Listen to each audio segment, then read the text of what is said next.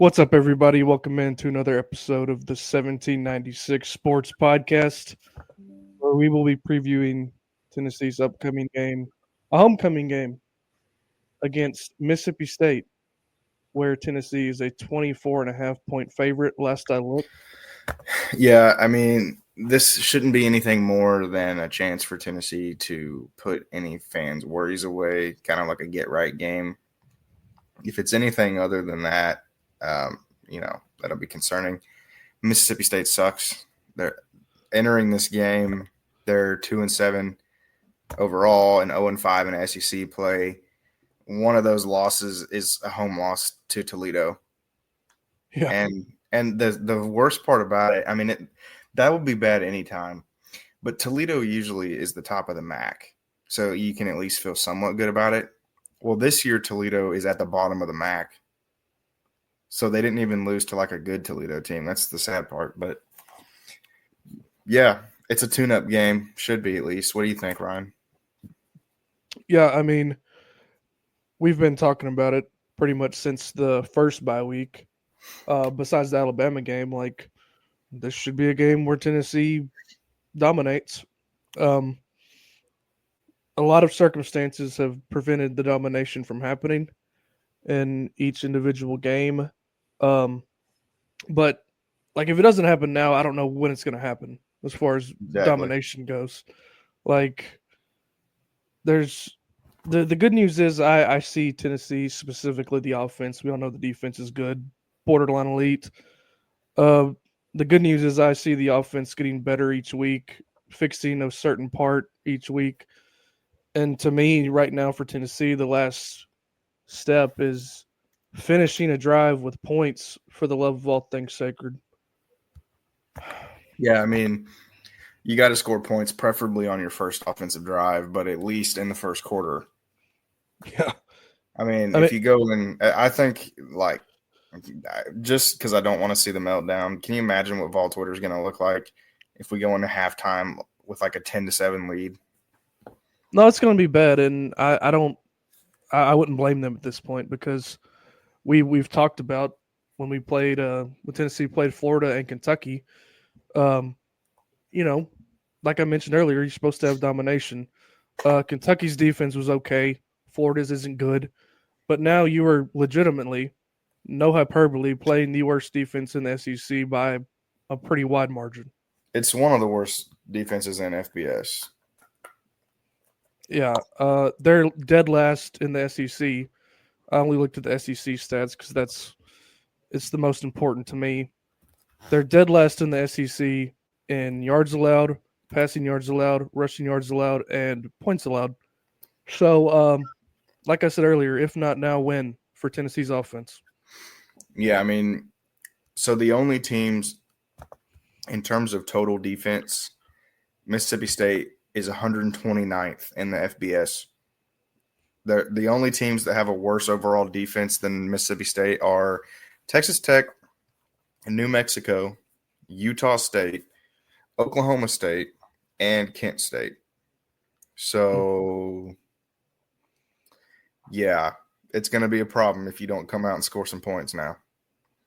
Yeah, and like I've been leading the charge for, the offense is close, but I can see the other side where, no matter how good the offense is between the 20s, you can't, miss field goals, turn the ball over near the red zone, freaking do like drop a ball on a mesh on a read option, throw an interception in triple coverage, and it's just like I said, it's getting closer and closer, but it's got to happen this weekend, and I think it would give the team a tremendous confidence boost heading down to Athens next week. But yeah, I mean it's got to happen.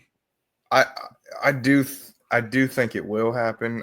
Just because looking at Tennessee's schedule and watching every game, the offense has looked fine against shitty teams like non-SEC teams. I mean, this offense is capable of putting up 70 points against scrubs. We've seen it. And I don't know, Ryan, if you've watched any Mississippi State games this year. Very little. okay, their defense is not. I mean, this is probably obvious, but their defense is not SEC level. Their linebackers are not SEC players. Their corners are not SEC players. Like nobody that starts on their defense would start for any other SEC team. And I'm being serious. Like I don't even think they have anybody Vandy would want. They have guys that half their defense isn't on scholarship. It's bad. Like that program just is so talent deprived. If you can't score on this team, that you got problems. But I think they will because if look at Arkansas, look at Florida, look at Kentucky, those teams have real talent on them. Like those teams have actual athletes. Say what you want about, but those teams have good players. Mississippi State doesn't. So I think even though they're an SEC team, you can't take. They've played tough at points. I think this game is closer to like preparing for an NC State as opposed to preparing for Arkansas again. I think Mississippi State's closer to being NC State level than they are to Arkansas. Yeah, I don't even I don't even know if they would give NC State a game at this point. I know they probably would. They're probably pretty close based on that NC State is cratered this year. They're kind of rebounding a little bit, to my understanding, but anyway. Their quarterback real quick, their quarterback that everybody said was going to light us up literally retired.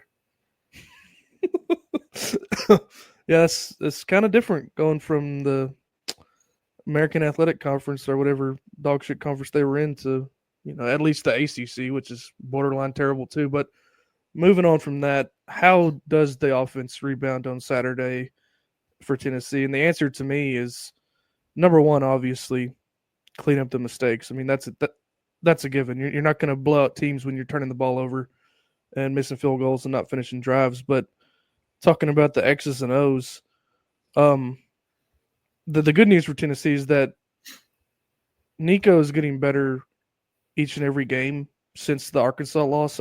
In my eyes, ever since he took that hit against Alabama and had to leave the game for a play, I haven't seen him make a bad play. Like besides the interception he threw on the following drive, but since that interception on the following drive after he got knocked out, he has not made a bad play.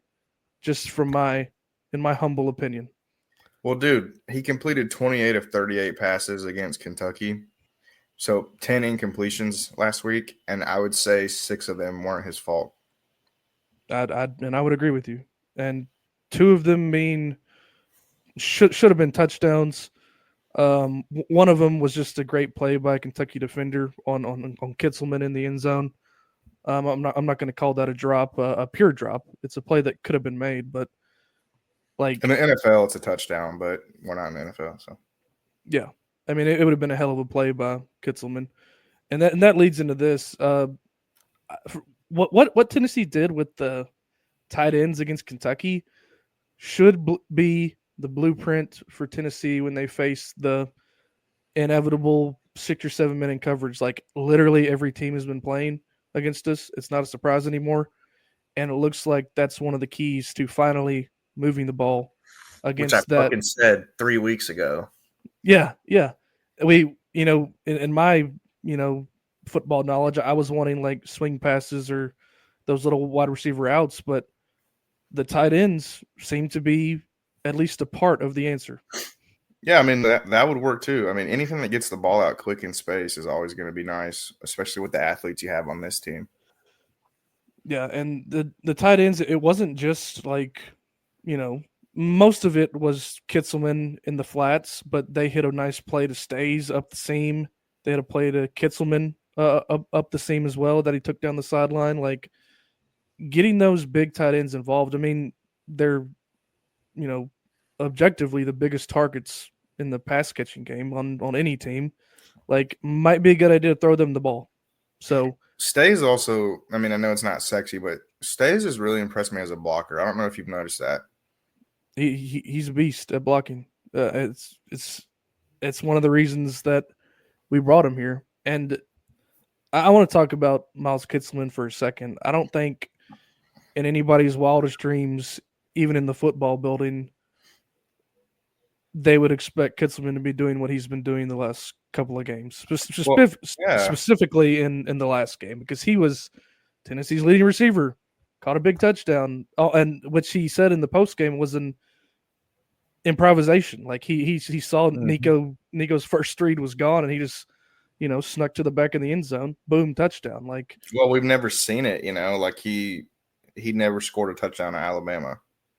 mm-hmm. like I think that's a great story, and I would love to see him continue to be that involved in the passing game. Um, moving on from that, unless you have anything else on the tight ends, um, I would like to see the run game be effective from the start of the game, not just in the second half. That seems to be always will be the key to Tennessee's offense, and it's taken them a half in the last 3 games to get it going. And when it got going, the offense looked great. Go figure. So get it going from the start. Arkansas ran for like 360 yards on these dudes. Arizona State ran for like 350 on these dudes in week 2. Like Dude, it can happen. Toledo ran on these dudes. Yeah, Like there's Toledo beat them. I mean, all you need to know is Toledo beat this team by 24 points. at Mississippi State. Yeah, Like I it's do. go ahead. I'm sorry. I do have a personnel. Just speaking of getting the running game early, I'll hit on that first. Obviously, no fumbles in the first drive of the game, please. Yeah. Uh, but that's it's hard. I feel bad even nitpicking. Like I feel bad even complaining about that because how many games do we even? I mean, we probably lose at least 2 or 3 games without Sampson. So, but I wanted to get your opinion on this. So, Chaz Nimrod, right? Mm-hmm. Why is he getting snaps? I mean, at this point in the season, I doubt it's going to change, but I'm interested to see if we, are blowing them out. What is like? Can Mike Matthews get on the field, please? I mean, even Leacock. I mean, listen, I like Chaz. He seems like a cool dude, whatever. But I have a hard time believing that Matthews or even Leacock would have as many drops as Nimrod has. It's I'll go ahead and answer your question. The reason he's on the field is because he's an upperclassman at this point. Veteran Um, loyalty. and he was having one of his best games of the year. He caught 3 balls for 45 yards, but that touchdown, it would have been a 60 plus yard touchdown if he catches the ball on one of Nico's best passes of the year. Like Yeah, that mark was across the middle. a frozen rope in between 2 defenders that should be a touchdown if he catches the ball. And But that's he has a play like that every week. yeah, yeah, he does. Like it's hard for me to understand why you're putting a guy in the game that it's iffy if he'll catch the ball or not. But it's just what they're more comfortable with. And Mike Matthews has been on the field, but they're not like a few times. He caught a ball last game that went for 0 yards because there was a missed block on the outside. It was just a quick little screen. I would like to see, maybe let him, run a real route. Uh, don't do the cop out of let's get the ball in his hands and see what happens. Like run something for him that's, meaningful down the field and see what he can do.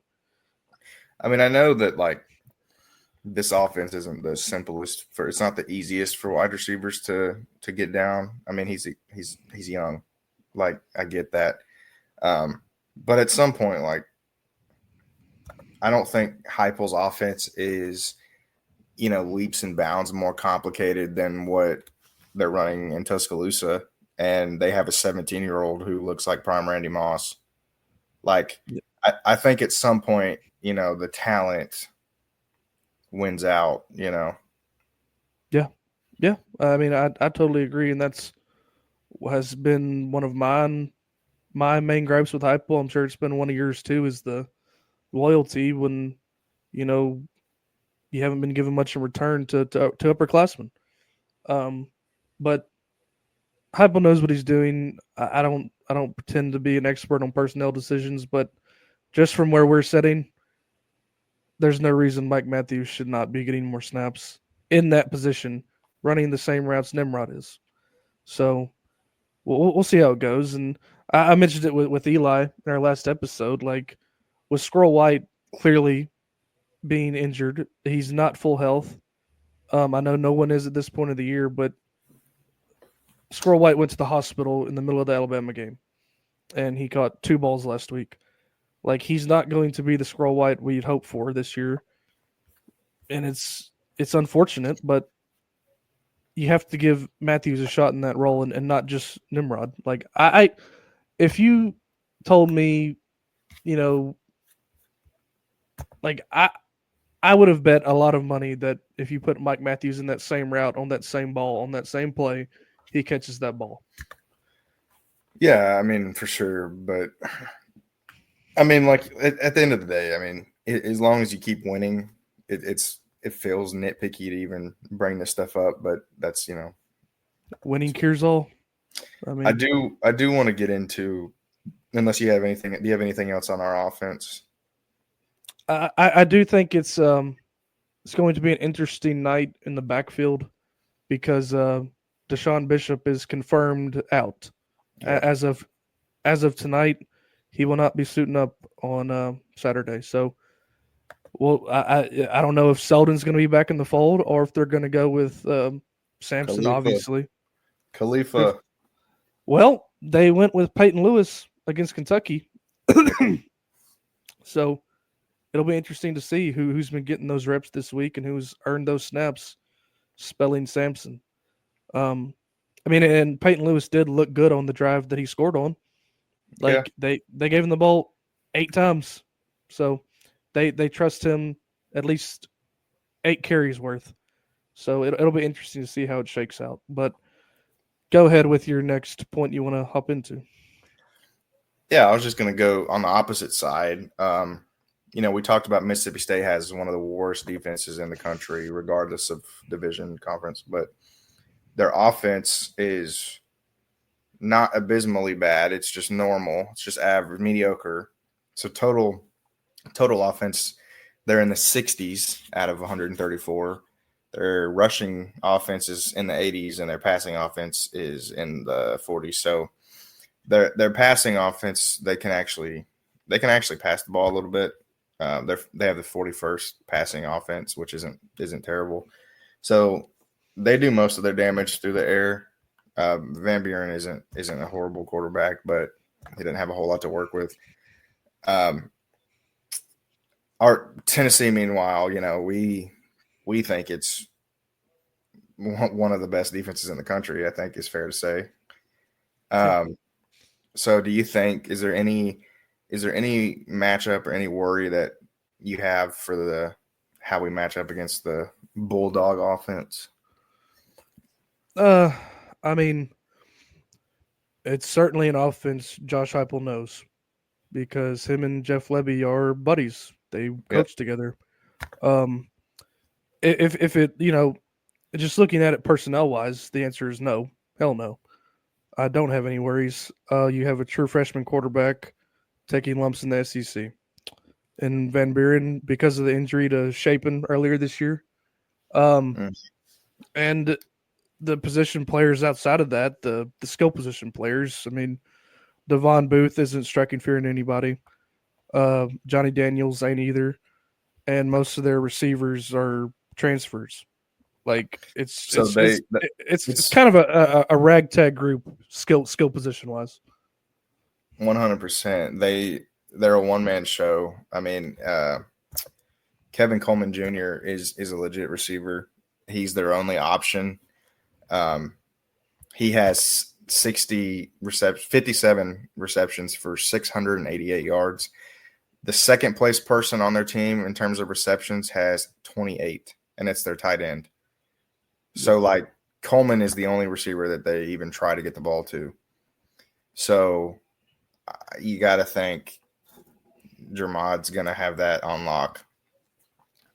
Yeah.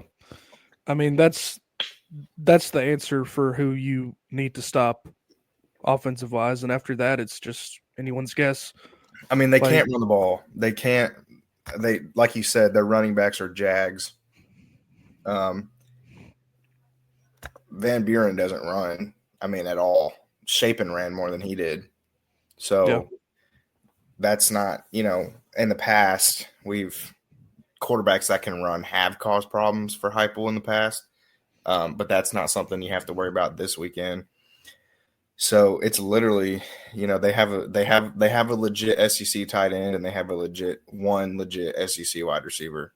That's about it. Their offensive line isn't very good either. No, their offensive line is bordering on bad. Like they've allowed 29 sacks, they've allowed 61 tackles for loss. Like it's not an offensive line that you have to, really put much stock into either. And always Rodney Garner's going to have the defensive line ready to play, so I expect big things out of them on Saturday night as well. This is just random. I just discovered while looking up Mississippi State's offensive line. So their offensive line is terrible, but it isn't even the worst in the SEC. So Oklahoma has the worst offensive line in the entire country in terms of sacks allowed, Mm-hmm. and South Carolina has the second worst. So Mississippi State's offensive line is 127th in the country in sacks allowed, and they're only the third worst in the SEC. Isn't that crazy? It really makes you wonder how South Carolina is winning these games. I guess it's because they're, for as bad as they are on their offensive line, they're as dominant on the defensive side of the ball up in Well, the trenches. I mean, they are. The thing about Oklahoma is kind of misleading because like four of their starters have missed the majority of the season. Yeah. But anyway, yeah, I mean, like you said, I think Rodney Garner's got his guys good. Tim Banks, this isn't going to be one he's going to be losing sleep over. No.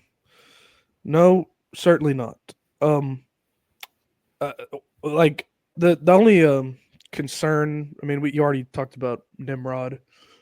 Um, Other than that, for me, player wise, right now, I mean, I'm still hesitant on our tackle spots right now, left and right with Campbell and Hurd. They have been playing a lot better though since they bottomed out against Arkansas. They've rebounded pretty well. But besides those players, I don't know what's been going on in practice this week with Max Gilbert. I don't know if there was an open competition. I don't know the situation there. Not much has been said or reported on with that, but Heupel gave him a vote of confidence in the press conference after the Kentucky game, after he missed all three of his field goal attempts, and with him being one of his last six field goal attempts, like I think it's officially time to be at least thinking about being as aggressive as possible on the other on your on the opponent's side of the field. Like Yeah, a, for a sure. field goal is not guaranteed anymore, especially with a true freshman kicker who's missed, like I said, five of his last six field goals. Well, especially when you're not at home either. Like, I know this weekend we are, but Georgia, and assuming we make the playoff, like that could be a problem. Yeah, I mean, If you're not, I absolutely. mean, if you're not making them when you have the crowd on your side, how are you going to do when the whole place is shaking? Yeah, it's it's definitely a concern at this point, and kickers are notorious head cases, and college kickers are even worse. Yeah, I mean, Freshman, NFL kickers get cut when they have a bad week or two because they get all in their head. How do you think a 19-year-old's going to react? Or. yeah, I mean, it's just I hope he turns it around because, like you said, luckily three of the last four games are in the state of Tennessee. Yeah, Tennessee will have Tennessee will have advantage, but if you do make the playoff, if you um, obviously we go to Athens next week. Like it's a tall task I mean, I for a can kicker. guarantee you at some point it's going to matter. Like, if you do make the playoff, I mean, you're not going to be playing a scrub team that you're going to beat comfortably, most likely. So, I mean, at some point, the 3 points is going to make a difference. 100%. And we both obviously hope he turns it around. But if he, misses a field goal or two on Saturday night, you've got to open up that competition. Like it's non-negotiable at that point because it, Do you like you have a? said, it. Are you gonna find a better option in the middle of the season? I don't know. I mean, but the whole deal with me is, you obviously thought he was the best coming out of the fall camp, but Right. now it's anybody's guess when you have this confidence issue seemingly. Like it's not like he missed the field goals last weekend. Like it just went a little bit wide. Like they were all shanks. Like they were not close. Like this seems to be more than Well, you it's know. like you've seen me on the golf course. When you get frustrated and you're when you get frustrated and you're just shanking it, it's because you're in your own head. Like he's not. If he was just barely missing them or like just barely short, then it could be like a technique thing. But he's not that bad. If you're a college kicker, you're not gonna routinely shank kicks. So it's a mental thing. Like he has the talent to fix it. It's one of those things. I mean, if he doesn't fix it, then you've got to assume that that's going to be something looked at in the transfer portal. Yeah, 100%. Did you see? I mean, I know you said Heupel gave him he gave him a devoted confidence, but like, there's really nothing else that he can say in that situation because did you? Well, there is something he can say. Did you see what the Arizona State coach did? I do remember seeing it. I don't remember exactly what he said. I think Oh he my said god, like there's open tryouts. Like dude! come, yeah, Dude, like it to was yeah. hilarious. Like it was hilarious. So their kicker, and Arizona State's pretty good, but they like lost a closer game to Cincinnati, and they missed like 4 or 5 field goals in the game. And he went straight to the press conference and was like, "If you go to Arizona State and you can kick a football, call me." He was like, "We're having open tryouts on Monday," and it like went viral on TikTok. And you got to think like the kicker obviously saw that. Like, what do you think that would do to his confidence? I mean, if you're to that point as a coach, you obviously know that dude's never kicking a field goal for you again. Like there's no way the kicker comes back from that. Like you said, I mean, obviously Heupel was not going to throw Max Gilbert under the bus after a win.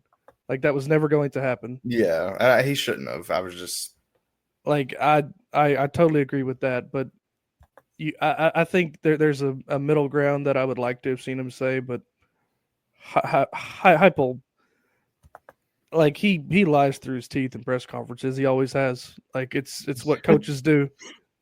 It's I mean he's not the only one. 95% of college coaches lie in press conferences. Like it's fine.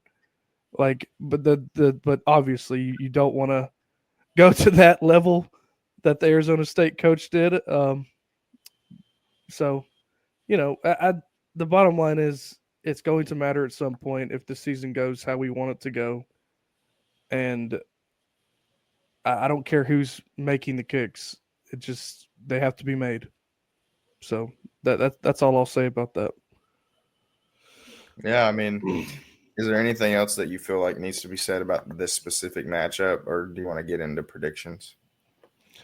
I wanted to ask you before we move on to predictions and then other things.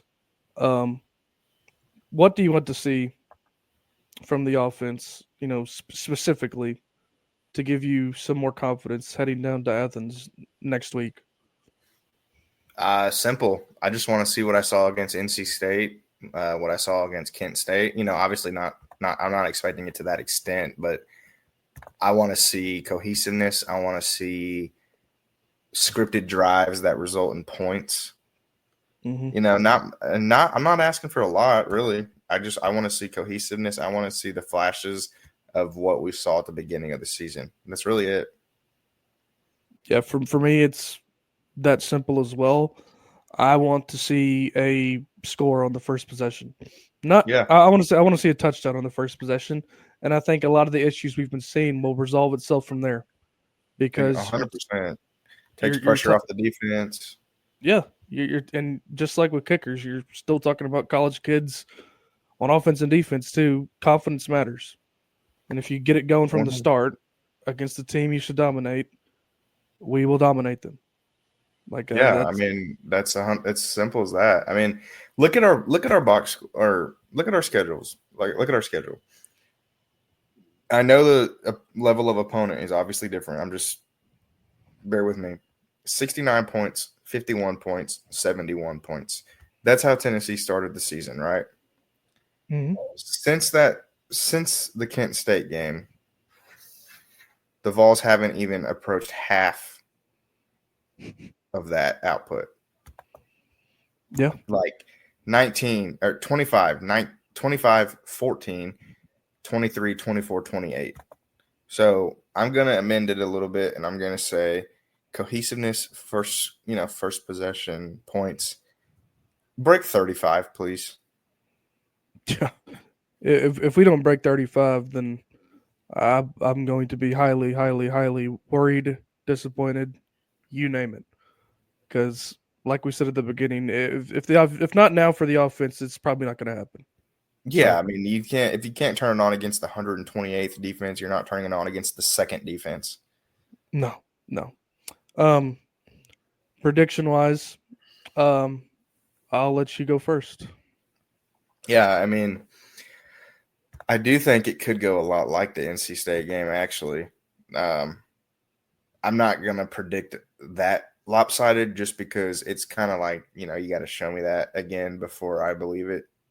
I do think, hopefully, by the fourth quarter, none of the important starters are playing. Hopefully, it's to that point at least, because you'd hate to see somebody get hurt in a meaningless game. Well, it's not meaningless, but um, I do think we'll be able. I think Samson will have a huge game.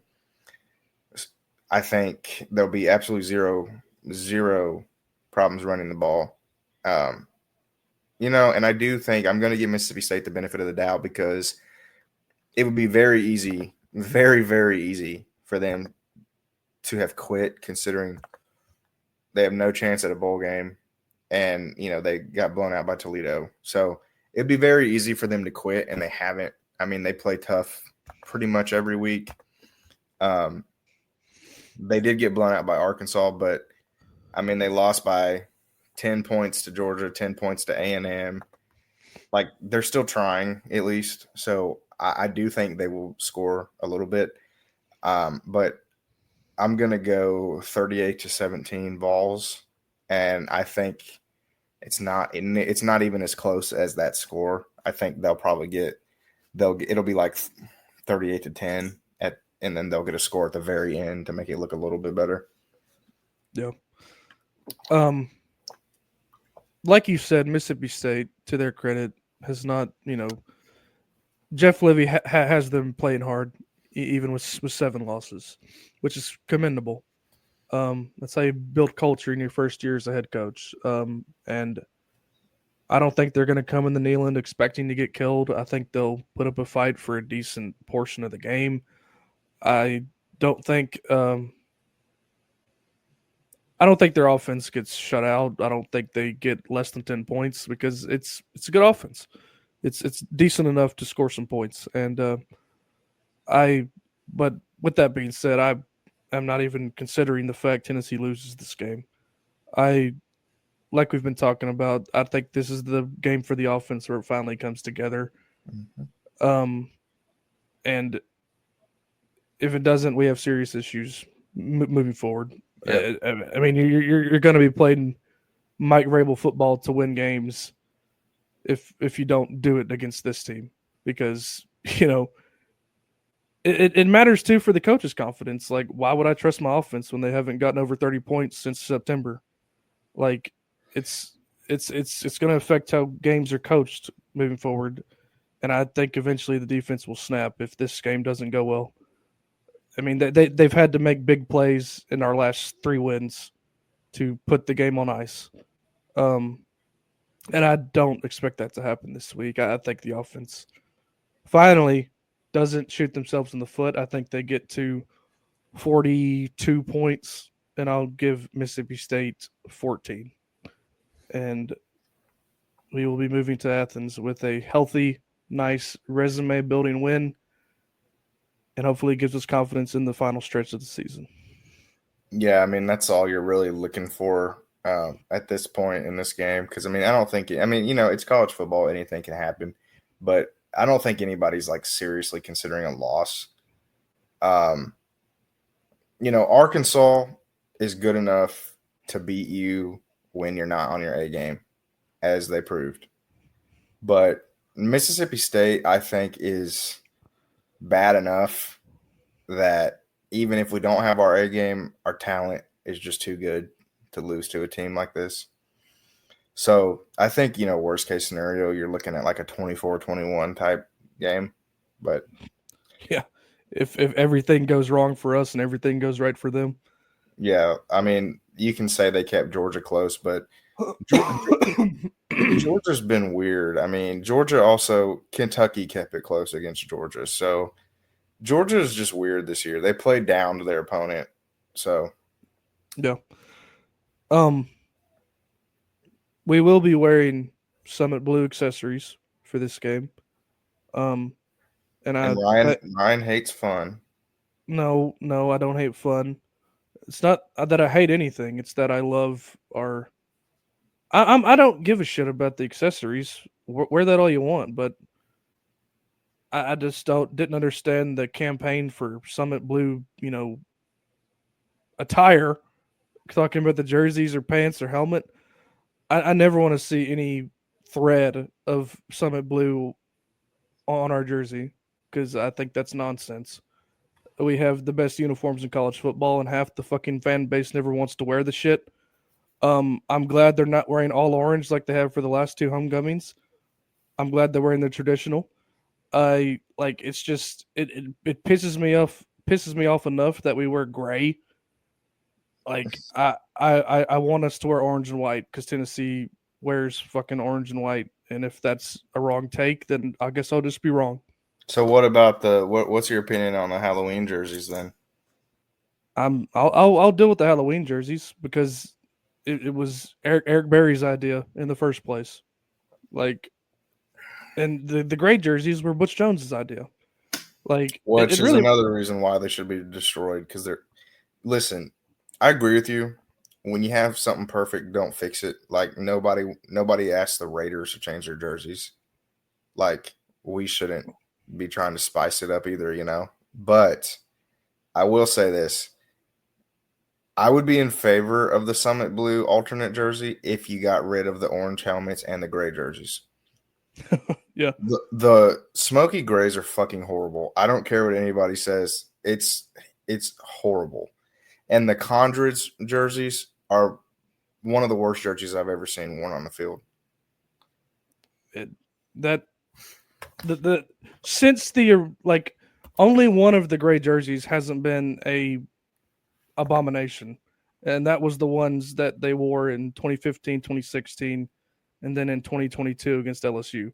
Those are the only ones that I didn't want to throw up when I saw them. You're not talking about the one that was gray with the orange on the shoulders.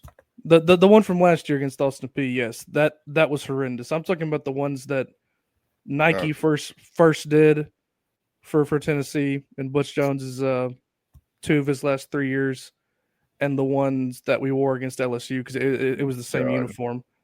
Yeah, but the Artful Dodger, I'm not even kidding. Like that is one of the worst uniforms I've seen in college football. It's horrendously ugly. The Summit Blue at least looks cool. Yeah, and it's obviously a homage to one of the best coaches ever in Pat Summit, and I don't have a problem with it when it's accessories, but I don't see a reason to unveil yet another jersey that interferes with us wearing our number one combo, orange. Like, it's just nonsense. Like, don't do it. Ever. Are you anti-orange helmet like I am? Well, we only wore them once and we got completely skull drug. We only wore the Condors jerseys once, and we beat Austin P by 18 points. Like every time we wear some abomination, It seems like we play like shit. Even when we wore the orange pants on the road earlier this year, we lost the game.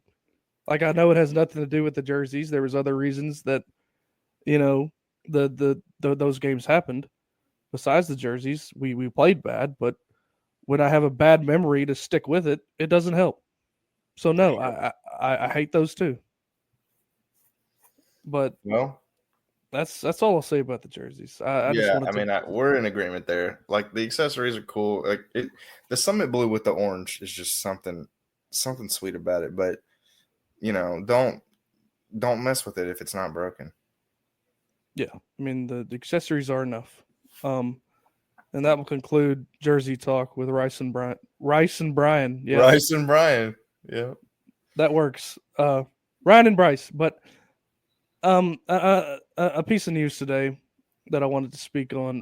Bob Kesling retiring after 25 years of calling football, calling basketball.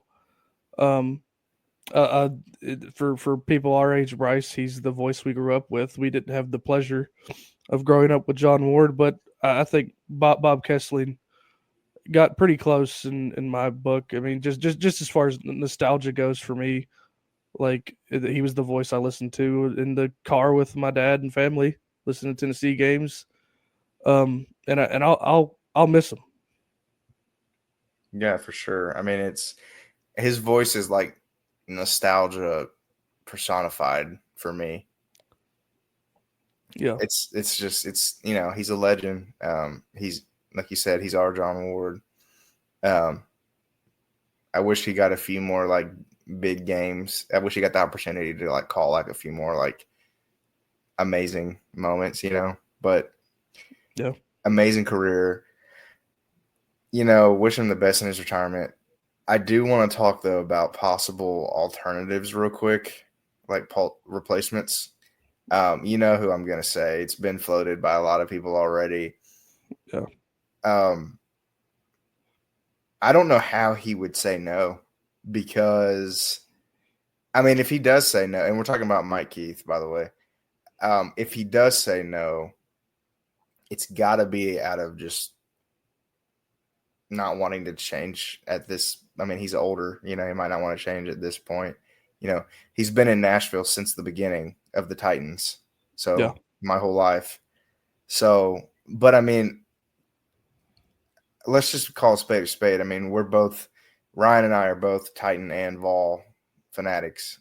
So, like, putting all things equal, how could you turn down the chance to be the voice of the Vols? I mean, if I had to call the Titans, I'd rather teabag a bear trap. Yeah.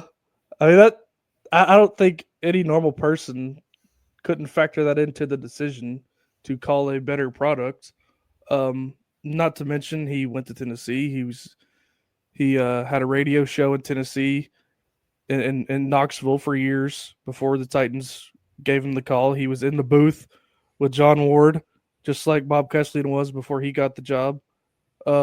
He ran the pregame show for John Ward on the football broadcast. Like he would be another guy cut from the announcing tree of John Ward, and I think it's too perfect not to be the first call. Um, but besides that, I mean, Roger Hoover, who's calling Alabama games now, he's a Tennessee graduate. He calls basketball games on SEC Plus, SEC Network Plus, whatever you want to call it. And whenever we're playing the out of conference opponents before conference play, he's a good candidate. The guy coming in to call Mississippi State and their radio broadcast went to Tennessee as well, coming in this weekend. So there's a lot of good candidates, and I'm sure whoever makes that decision will make a good one, and we'll have another good announcer who's hopefully going to call some good football in the next 25 years. I've got another candidate, Mm-hmm. Carlos Lopez, baby. Vamos Vols. Now, you want to talk about somebody who would bring enthusiasm to the position? That's the one. Besides Mike Keith, obviously, like he would bring a lot of enthusiasm. They'll Um, obviously they'll obviously never do it, but I do love listening to. the Spanish, even though I can't understand it. He's awesome. I mean, he does it so well that you kind of get the gist.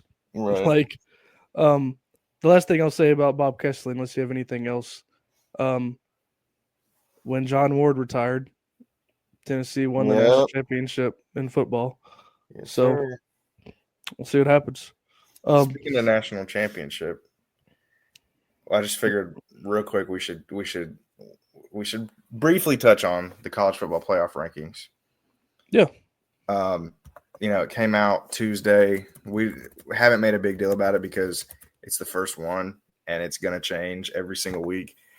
The first initial, there was also something else going on Tuesday night. I don't know if anybody knows about it. There was like some kind of election or something. yeah. So a lot of people's attention was on that. But if you didn't see, Tennessee is number 7 in the initial college football playoff rankings, and I am totally fine with that. Um, we haven't talked about it with each other at all, so I don't know what you're going to say, but I'm actually totally fine with it because looking at that list, who would you put Tennessee? Who would you move down? Uh, Penn State, but that's the only one, and the argument they gave as to why they were ahead of us was kind of nonsense to me. But Well, I it'll mean, like our one loss is worse than theirs. yeah, I mean that's true. But they played in a weaker conference and a whole other number of things, and I didn't have a problem with them being ahead of us more than I did the explanation for it. Right. Um, it's just like you said, nothing to be too concerned about right now. I think 7 is perfectly reasonable. It'll all shake itself out eventually. Um, I think it's surprising. The most surprising thing to me was that A&M didn't crack the top 12. I know they just got blown out, but they're still in good position to, you know, be in Atlanta for the SEC Yeah, I mean, championship. they were one of the two that just missed. Honestly, I think SMU.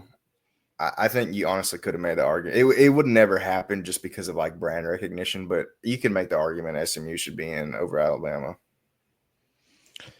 It's no surprise to me that Alabama is the highest ranked 2-loss team. I didn't think any less would happen. I mean, SMU's only loss is to BYU, who's undefeated, and it was a close game. Yeah, I Anyway, I mean, mean that's nitpicking. I do think though, this might make some people mad, but Indiana's getting a lot of love. They're a great story. It's cool that they're undefeated. Um, because they're usually horrible. But the thing I'll say about that is neutral field, South Carolina beats Indiana. yeah, I'll leave it at that. I think a lot of teams do. I mean, the next good team they beat will be the first one this year. They play Ohio State though, so if they do win that game or even keep it close, I'll officially be impressed. But until then, Yeah, like that's another team that I think will shake itself out. I mean, for Tennessee, the biggest thing to me moving forward these rankings, and specifically when we get to the end of it, is we don't need Miami losing the ACC championship. We don't need BYU not winning the Big 12. We don't need any of that. We need all this to stay chalk. We don't need any bid stealing going on. That would be the best case scenario for Tennessee, especially if they end up losing to Georgia. We like because bids are going to be at a premium if all that craziness happens.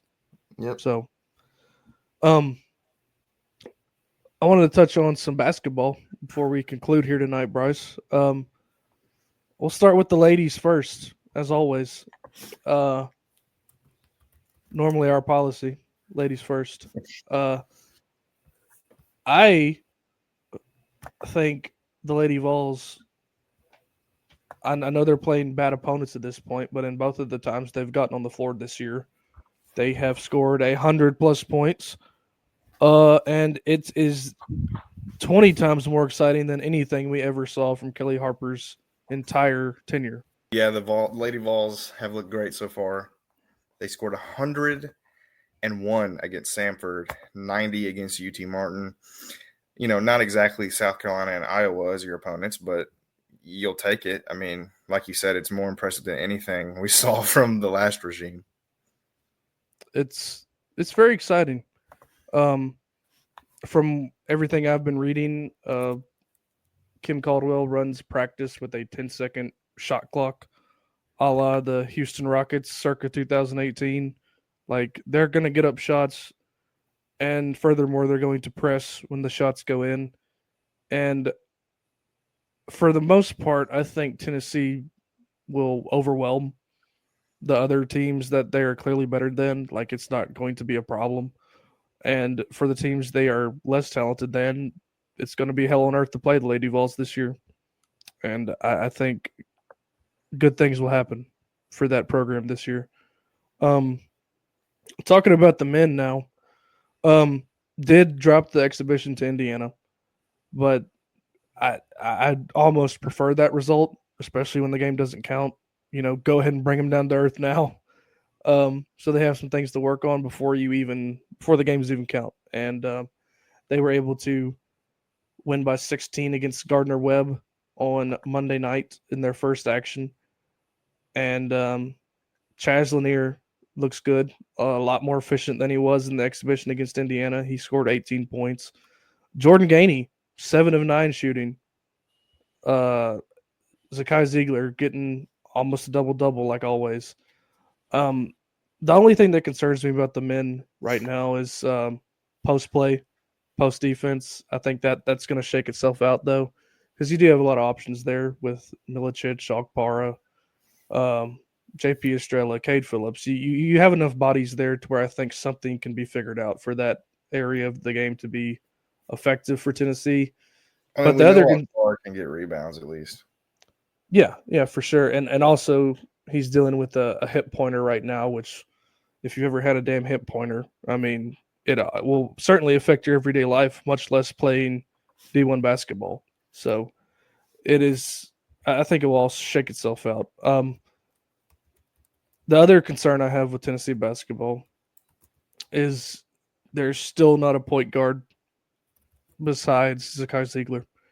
Um, and I think something has to get figured out when he has to take a breather because we can't have Zakai Ziegler playing 40 minutes a game like he did multiple times last year, multiple times in the NCAA tournament. It's not sustainable. So something has to be figured out in that aspect. But other than those two concerns, the post and Ziegler getting, you know, dog tired by, midway through SEC play, I think Tennessee basketball will be a typical 20 plus win team. I think Ziegler's kind of used to it though, honestly.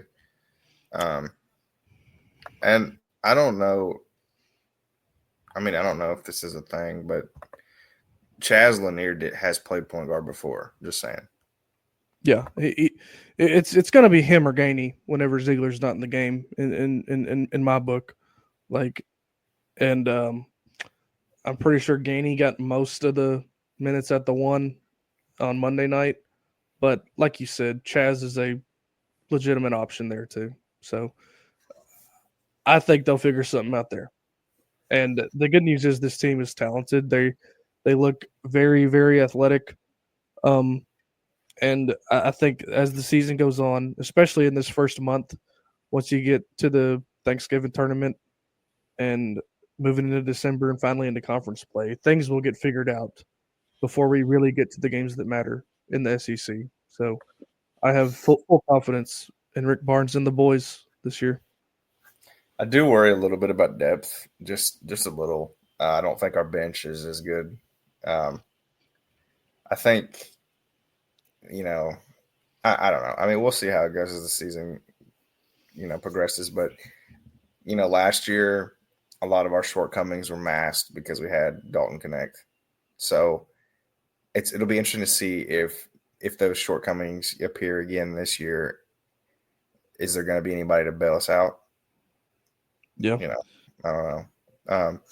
I do know that I feel very confident in saying this, Ryan. The Vols have their first loss is coming very quickly. and Tell me. that's going to be on November 17th when them Austin P governors come into town. Uh, I certainly hope not. Uh, I mean, Austin P was decent last year. They almost made the tournament. Probably Hey, should have. hey, Chaz Lanier knows Austin P like the back of his hand, son. He's going to come out there. Austin P knows him too. Austin P's going to put the clamps on him. Oh, you shitheel. No, For but those yeah, go ahead. who don't know, Bryce graduated from Austin P. So, Let's go P, uh, baby. um, like the depth issue is another thing that it's obviously going to be a thing when you lose four starters. Right. And two of them were guys that had been there since I was in school, 5 years ago, in Josiah and Santi. Um, but it's you have the pieces to have a formidable, 8-man rotation that can win games in the SEC. I think, um, and for right now, Darlingstone Dubar is dealing with personal issues.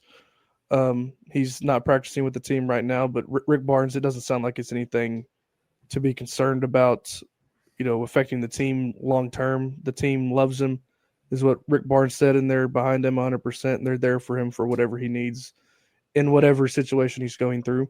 So that's another player that can factor in at some point this year. And it's, I think the team is talented enough. They have enough pieces, like I said, to be that 20+ win team we have become accustomed to under Rick Barnes. So, you have anything else about the basketballs or the lady basketballs? No, I mean, I think both. I do think both should be solidly, tournament teams at worst. Yeah. I mean, But it's early to say that, but just off of the talent and the coaching, I don't see how they don't at least sneak into the tournament, both of them. yeah, 100%.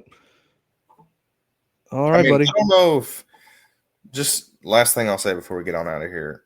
I don't know if everybody agrees with me, but I'm kind of okay. I mean, obviously, not making the tournament would be bad. Like, I wouldn't be okay with that, but I'm kind of okay with just an average basketball year.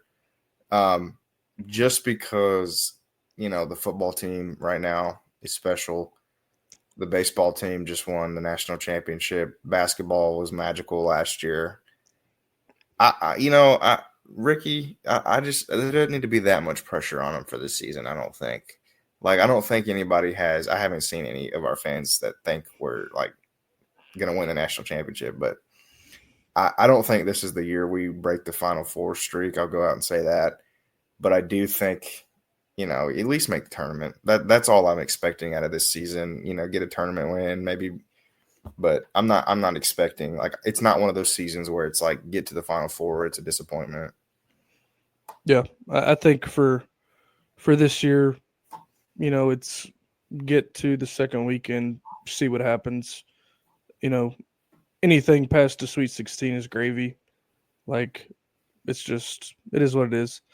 I mean, the bottom line is, we lost four starters. We lost two highly important leaders from last year's team, no matter how much the retards in our fan base want to say they didn't matter last year in Josiah and Santi. Like, it's going to have an effect, and hopefully they can replace their leadership, and we'll have that season that we all want and breaking that glass ceiling. I mean, I don't think it's impossible for the Final Four streak to be broken this year to make our first, but it's a tall task. I mean, if we didn't do it with Dalton, it's hard to see it with this team. But like we always say, anything can happen. So Oh, I lied. One last thing. Jonas Adu. He played yes, 7 minutes. Like, that's weird to me. And especially the fact that, well, it's not weird when you factor in the fact Cal brought in his guys, but you think I mean, it's early, it's one game, but I wonder if he's going to start regretting that decision a little bit. I'm not saying he should have stayed at Tennessee necessarily, but you got to think he went to Arkansas. I mean, that's a lateral move. You got to think he was promised more than 7 minutes a game. Yeah, I mean, like you said, that Lurch European from Kentucky is there now, right? Yeah. The one that they thought was their savior last year. I mean, the bottom line is he would be starting this year for Tennessee, like no doubt. I mean, he started the last 2 years before that, so I don't know. He might regret it. I mean, it's 7 minutes a game is certainly a lot less than I thought he would be getting. But it is early in the season. It's probably Cal experimenting and all this other nonsense. So I I think he'll be an important part to that team. I mean, he was second team All SEC last year. Like I don't see how you can just put that on the bench. So Tobe played 20 minutes for Arizona. So there you go. interesting. It'll be interesting to follow those guys' progress throughout the season to see how they compare to the what we have in their place. But anyway, let's All go right, man. Vols. That'll do it. Let's go Vols.